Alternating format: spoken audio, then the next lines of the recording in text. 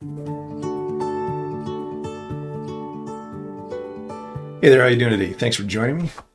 Have you ever heard of the Jabez prayer? 20 some years ago, there was a book that caused a stir in some Christian circles, focused on a couple of unique verses in First Chronicles chapter 4, which says, "Now Jabez was more honorable than his brothers, and his mother called his name Jabez, saying, because I bore him in pain. And Jabez called on the God of Israel, saying, Oh, that you would bless me indeed and enlarge my territory, that your hand would be with me, and that you would keep me from evil, that I may not cause pain." So God granted him what he requested. It became known as the Jabez prayer. And not long afterwards, you had Christians everywhere praying that God would bless them indeed and expand their territory and keep them from evil, with the abundant hope that God would answer the same way and grant us what we requested. And recently I came across some information from various sources, and some of them from before the book was even written, that put a different spin on those verses. And it turns it away from the idea of sort of prosperity gospel idea onto grace and redemption. And by the time I had finished really looking into it and thinking about it a bit, I started thinking of the Jabez prayer as the prayer of the addict, the abused, the mistreated, the misfit. And today I'd like to tell you why. These verses stick out because they're in the middle of a long list of family trees.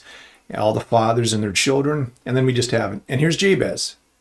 And one guy on his blog, David Schrock, said this: "Isn't it strange that in a genealogy that lists fathers and sons, Jabez has neither? Might the missing father have something to do with Jabez's name?" See, Jabez means pain. His mother named him Pain. And the reason that is given is because she bore him in pain. And most say she named him that because it was a difficult childbirth. But could it be rather that he was born into a painful situation for her? That at this time in her life, it was painful and she had this child, and that all that was on her mind was, I don't know, maybe even that I wish I hadn't been pregnant at this time, or I wish I could have given my son a better future, or something like that. Maybe there was something on her mind, like this painful, I feel bad for this kid, rather than, this is a painful birth. Maybe. One thought is that one of the preceding people in the chronology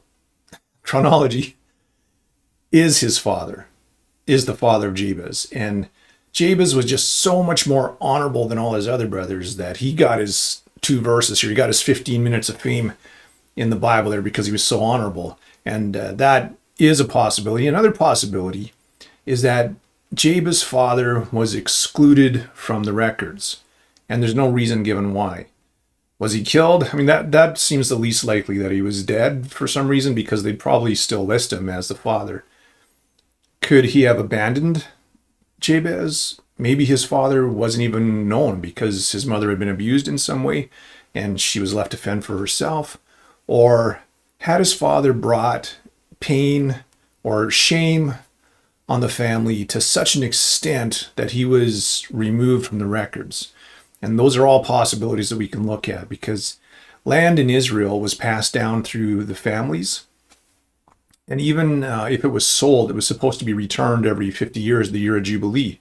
Everybody got their land back, and you're supposed to decide how much the land was worth based on how much time was going to transpire before the land had to be given back. So one of the reasons genealogies were important was because you knew whose land was whose. Without a father, he had no land. He had no inheritance, no place in what they considered the promised land, the blessed land of God. And so perhaps Jabez's name doesn't mean because of a difficult childbirth, but because of the circumstances of a disgraced or absent father leaving his children with no inheritance in God's blessed land. And him calling out, "Bless me," takes on much greater significance in my mind if he's saying, I want to be included in the land. Bless me. Save me, you could even say he's saying. And the Bible tells us that Jabez was more honorable than his brothers. And Jack Hayford speculated that not only had his father caused disgrace, in either an ongoing way or some disastrous way that brought misfortune and disgrace and loss and dishonor on the family, but that his brothers followed in the pattern. And so maybe the reference to Jabez being more honorable than his brothers is saying Jabez didn't follow in his father's footsteps, and as his brothers had done. He's the one member in the family that distinguishes himself, and the one that does it by turning to God. And that speaks today, because firstly, his mother called him pain, basically, and he could have owned that. He could have hung his head and felt sorry for himself. I caused pain. I'm trouble. You don't want to get to know me. Don't have anything to do with me. Could have been like the hee-haw skit. Doom, despair, and agony on me. Deep, dark depression, excessive misery. If it weren't for bad luck, I'd have no luck at all.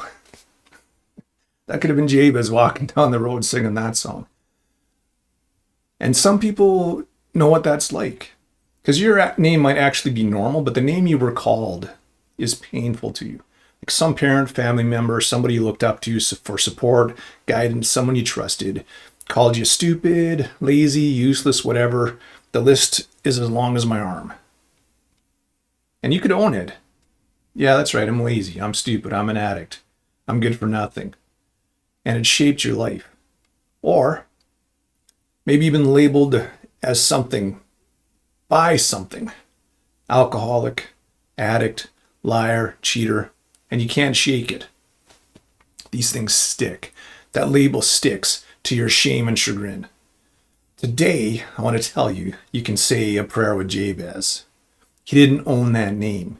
He wanted something better, and he called out to God. He could have blamed his parents for his situation.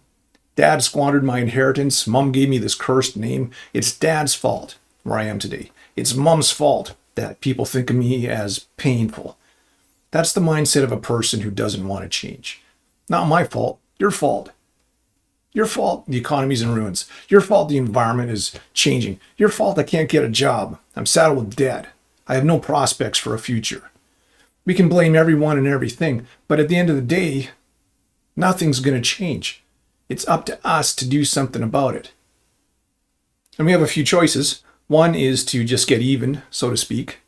The way of the world, seems like, especially where I live, isn't to focus on how can we heal, move forward, but rather on digging up all the pain we can find, building up indignation, hostility, woundedness in people, and then demanding somebody pay. And there are definitely things that have been done that are wrong. And there are people who should apologize, and there are people who should receive an apology. I'm not saying that is not happening, but vengeance does not bring healing. It only brings more vengeance, and it doesn't even make anyone feel better. I was doing a little talk on, I forget exactly what it was, but I found a research that had been done by a group, and what they had done was got people into groups, and they gave them money, and they said, you can invest this money, and you can keep the money. If you make a good investment, you can keep the money. And one person in the group was supposed to try to convince everybody to make a bad investment. And if they could do that, they got all the money. And so that happened. And then the people in the groups were told there was somebody in your group who was a betrayer. And they did this in order to swindle you out of your money, basically. But you can get them back. They offered them an opportunity to get revenge on that person. And what they found out was almost everybody who had been swindled or cheated wanted revenge and took the opportunity to take it. And then they asked them, how do you feel? Like, does that make it better? And what they found out was nearly no one was satisfied. So given the chance to get revenge, almost everybody wanted it. And when they got the revenge, almost no one was satisfied with it. Ultimately, it didn't make them feel any better. Pay back pain for pain. That's one way to deal with life. And what studies show us is that ultimately that doesn't satisfy us, getting revenge. Another way is to seek support groups, and those are, and they can be very helpful. But humans can only help humans to a certain extent. And that could be witnessed by this idea that, you never leave AA. You always label yourself an alcoholic. Like maybe you haven't had a drink for 20, 30 years and you get those badges and that's awesome. Like, well done. Good for you. That's awesome. Got your life back together and those kinds of things. But they'll always say I'm an alcoholic. Like I haven't touched anything, because humanly speaking, that's all that's possible. You can never truly be free from that thing. You can stave it off with the help of your support, but you can't be free from it. When I was struggling with panic attacks, this is kind of what was told to me by one of the nurses. She said, you'll always have to take antidepressants because you'll never be able to function in society because social anxiety was kind of I had panic attacks. She's like, you'll never be able to function you'll have to rely on this for the rest of your life. That's as far as people can, that's the only help we can give. We can't get you free from that thing. We give you counseling and all that kind of stuff, but ultimately you're going to have to depend on something to help you cope. And like my testimony is, I don't take antidepressants, and I'm not crippled by panic attacks anymore today. And that's because I tried the third option. I mean, there's several other, but this is a third option and the one that worked for me. Human support plus God's help. Ultimate freedom is only found in God. And we see this in Jabez and in his prayer here. Life can be hard. I mean, life's rough. Dad's got his problems. My brothers followed him in his footsteps. My mother named me Pain because of the painful situation of our family here. I want to be different. I don't want to be like Dad. I don't want to be like my brothers. I want to be free. And so he prayed. And to my mind, this is the reason he was more honorable than his brothers, because he called on God and he didn't turn to whatever else it was. And so he says this, I'll read the prayer again. Oh, that you would bless me indeed and enlarge my territory, that your hand would be with me and that you would keep me from evil, that I may not cause pain. Bless me indeed. I'm going to just look at these phrases he uses a little bit. It's almost a sinner's prayer in my mind, as we say. I've lost my place. Like if this is what the situation was, I've lost my inheritance. I've lost your blessing. I'm kicked out of the land. I have no place in the land of promise. Oh, that you would bless me indeed. The greatest blessing I could hope for is to be included in the land of promise, included among the saints. Save me. Give me a portion in the land. And then he prays not only that, but enlarge my territory. And maybe he's thinking about his mother. Maybe he's thinking about his brothers. Maybe he's thinking about his disgraced father. Save me and save Dad too. Save Mom too. Save my brothers too. It's hope and faith. Just to use like the example of AA. Like, Dad's an alcoholic. Deliver me from alcohol and deliver my dad. Deliver me from out of control spending. Deliver my dad. Maybe that's what he's praying. Something along those lines. There's something that's a curse and a burden to us. Deliver us, set us free. Faith that God can restore what was lost and hope for greater things to come. Like if he had lost his inheritance, he's saying, bless me, like give me my land back. I want back what was taken from me due to some sin or some misfortune, maybe some sin somebody visited on me. Like I didn't do this, but I'm suffering because of something somebody else did. Like in this case, if it was his father. Set that right. Return to me what was stolen by the sin of the world. I'm not picturing it's not a prayer in my mind for I want more land and I want bigger houses and I want more cattle or whatever. It's like, give me back what was taken, please. And then I hope it could even expand. And not bigger houses and more material things, but even better relationships with people and even more satisfaction with life and even more people reached with the good news that God is good and God can deliver and set you free. And Jack Hayford thinks of it in terms of God's justice. And he likes to think of God's justice as God intervening in your life to restore to you his original intent and purpose. He uses this verse, Matthew 12, 20, 21. He will not break off a bent reed or put out a flickering lamp. if your life's been hard, God's not coming at you to squash you down even further. He will persist until he causes justice to triumph. And on him, all people will put their hope. An example would be salvation, that God intervenes in our lives. He intends for us to be saved, and so he intervened with the cross. That Jesus came and died for us so that we could be saved. God's intervention so that his intention towards us could be realized. And Jabez is calling out to God in faith and in hope that God's intent for him is to have his inheritance returned to him and to his family. Intervene so that your intentions for me can be put back into the right place. That's being blessed. That's having God's justice. And for us, it's all on the basis of the cross. The cross means that everything in our lives can be realigned with God's original purpose. Like, did you have a hard time growing up? Were things rough on you, emotionally, physically, things taken from you? You can pray with Jabez. Restore to me what was taken. Bless me. Bring your justice into my life. Let your original intention for me be set right by your power and your intervention within my life. I want to overcome addictions. I want to overcome this habit of hate. Return to me what was taken. I want peace back in my life. To me, this is the context of the blessing that Jabez is asking for. And anybody who knows what it's like to be burdened with anxiety and panic attacks knows that it's a much deeper blessing to be free of those things than it is to have a nice house. Who cares if you have a nice house if you're having panic attacks? Like, you'd have to have them to know what it's like, how it feels, how awful it feels. Nothing, the comforts of the material world don't mean a thing if you're in that emotional state. Pray as Jabez did. Oh God, that you would bless me indeed. You won't crush a bruised reed, but you'll cause your justice to triumph. Make my life into what you intended to be through the power of the cross of Jesus. And then he prays something that really resonates with me. He says, keep me from evil.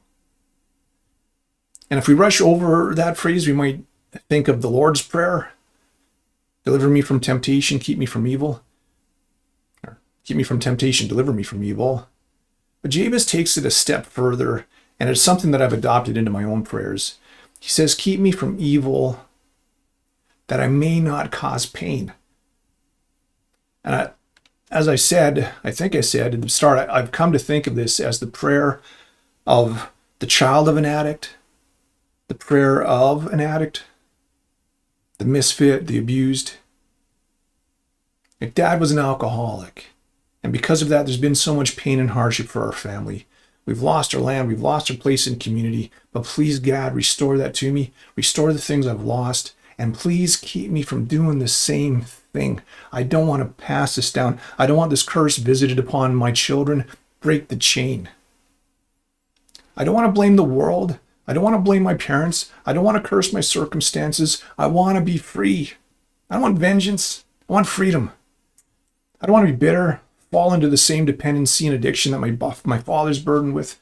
I'm looking to you, God, because I believe you're the answer to my situation. I believe you're the one who can save me, change me, help me, intervene in my life, put me back on the path you meant me to travel. And I want you to keep me from evil so that I may not harm others. When I read it this way, this prayer really becomes inspiring to me because I know someone who prayed this prayer. Not with exactly the same words, but the intent was there, and his name is Glenn. See, Glenn's father was an alcoholic.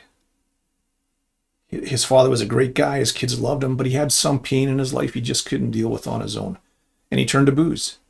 When he came home from being away at work and so on, little Glenn was excited to see his dad because he loved him so much and he wanted to spend time with him, but his dad, not all the time, but his dad had an uncontrollable thirst that led him to go to the bar instead of spending time with his family. And that led to a woundedness in Glenn's life. And Glenn got married. He grew up and he got married and became a father, had a family of his own. And he never intended or even realized it. Though he never intended or realized it, he followed in his father's footsteps. And he became what we might call a functioning alcoholic. And though he didn't frequent bars while he was at home, he was often on the road, and he did drink while he was there. And his son began to feel the ache of his dad not being around. And one day, Glenn was confronted by God, and he gave his life to Jesus. And though it doesn't often happen this way, it doesn't often happen this way instantaneously, it's usually a struggle. Jesus healed him right on the spot. He delivered him right there from the desire for alcohol. He shed that name forever on that day. And then he prayed a Jabez prayer. He asked that God would grant him to live as many lives on this earth in service to Jesus as he had in service to the bottle and to the world. That's a Jabez prayer. Bless me, and expand my territories, and keep me from harm, that I may not harm others. And God did it. God gave him as many years free of alcohol as he had spent in bondage to it, and then some. See, God gave him his territory back, and he expanded it. And he has 3 children who came to know Jesus, and 8 great-grandchildren that also know God. And he delivered them from the curse of alcoholism. Still some struggles there maybe, but not what it may have been. That's the prayer I'm talking about today. And for anyone who doesn't know, Glenn's my dad. My family had no inheritance in God. We were headed for an ugly future. But people prayed, and my dad prayed, and God said yes, just like he said to Jabez. God answered that prayer. I'll restore what you lost, and I'll give you even a little bit more. And instead of an alcoholic for a son, you're going to have a pastor. I chuckle because some people might not think that's the better of the two. And I identify with this prayer. I identified with not wanting to lay blame and not wanting to give in to a future without hope for a change. I identify with praying, God, restore, and God, enlarge my life. Enlarge me and my family to the place of being a blessing to others. And I deeply identify with praying, keep me from harming others by doing evil. Because I've seen it in my life and in the life of others, how unhealthy ways of dealing with pain and disappointment only lead to harm. And it's not just ourselves we harm, it's those around us. I've seen it. I've seen it. I've lived it. I've done it. And so this prayer is also my prayer. Keep me from evil that I may not cause pain. Not a prayer that nothing bad would ever happen to us. Not a prayer of victory over all of our enemies all the time. It's a prayer recognizing our own capacity for evil, our own shortcomings that can cause harm to those around us. A prayer that acknowledges we can't control our own selves. That's why AA is a thing. Because we can't control our own selves, we need those people around us to keep us in a straight line, and we need to keep on going to those meetings. But when God comes in, then God can keep us, God can change us, God can restore us. We're apt to stumble, fall, lash out, make stupid decisions. God can help us not do that any longer and turn our pain into a blessing. What a great prayer. I love this prayer so much more when I look at it from this perspective. When you take it away from a guy who was just like, hey, God bless me, and God did, well, that's remarkable in its own way. But if it was a man who had a troubled family, and he was struggling to end the chain of sin, and he was seeking God's help to restore what had been lost through sin and evil, and saying, I want something better for my family, I want something better for my kids. God, that you would restore us to where you would have us to be, into a healthy family. And I don't want to bring hardship on my kids. And he prayed that. And God said yes. Well, that's a man I want to give his due. Well done, Jabez. Well done. And how about you? Does anything of Jabez's story resonate with you? See, maybe you're the child of an addict. Maybe you deal with depression and anxiety and self-doubt every day of your life. Maybe, I know people who are, I don't know if pathologic is the right word, but they lie all the time because they're the child of an alcoholic and there's a woundedness in their life. And in order to make them look better in the eyes of other people, they lie about situations, about themselves all the time. and it hinders their relationships. Maybe you know what that's like. You hurt the people you love. You never wanted to do that. You suffered loss of relationships, loss of self-respect, loss of income. You handle all these pains in unhealthy ways. You can pray with Jabez. So Jabez changed the script because he turned to God. Revenge isn't the answer. Support groups are important and helpful, but they can only take you so far. If you truly want to lose the label and have freedom in your life, you need God. So Jabez was essentially asking God to change his name. I was named Pain. I was named Pain. That's my name. I got to carry that around my rest of my life. And so his prayer, keep me from evil that I may not cause pain, is just, don't let me live up to my name. I don't want to live up to that name. Give me another name. Ask God to change your name or your label. I'm an alcoholic, an addict, a loser. I'm anxious. I'm depressed. Change my name. Keep me from evil so that I may not be any of those things any longer, and I may not cause pain to those around me. And this was God's answer for Jabez, and it'll be God's answer for you. So God did it. God granted what he requested. Call out to God, and he will help you too. He'll intervene in your life through the power of the cross of Jesus Christ and restore you to the place that he always meant for you to be. He'll give you justice by intervening in your situation. God loves justice. Call it to God. God bless you. Have a great day.